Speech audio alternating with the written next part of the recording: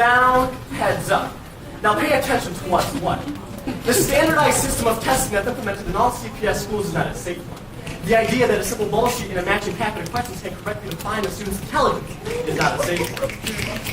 Pencils down, heads up. My experience in teaching is not much. In fact, it's about none. But I don't need a degree to see that by filling in a C in my sheet I feel cheated. Cheat on my intelligence, filled with negligence, filled with the sense that if I don't do my best on this silly and simple test, my life will become a mess. Enter high school. What do you see? Polite, respectful kids that did their work, that earned their marks, that put up with the BS they've been put through by an institution that swears to help a student grow as a person and not as a number used to boost the system's credibility and reputation as a fine and proper educator of young minds. Pencils down, heads up. Just a heads up, they said. These tests show your progression as a student. If you did your work this year, you should do fine on this test.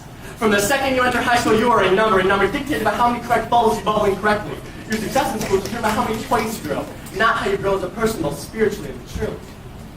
The plan, the explore, the all-credible test known as the A.C.T. These are all easy ways to generalize kids. Schools would like to see and recognize the demons that dictate their day-to-day life.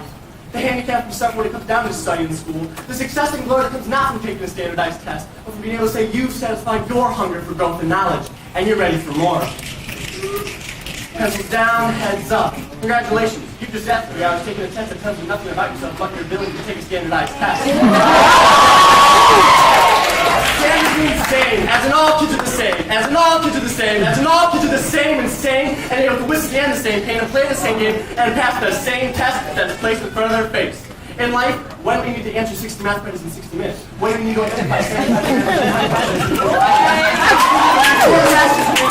corresponding questions in 35 minutes? When do we need to answer 35 science questions in 35 minutes? When will you need to repeatedly regurgitate facts that have little relevancy to one's actual life?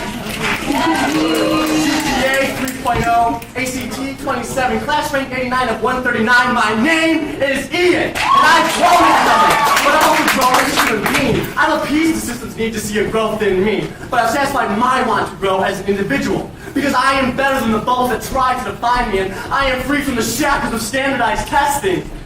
Pencils down, heads up. Now repeat after me, I am not a number. I am not a number.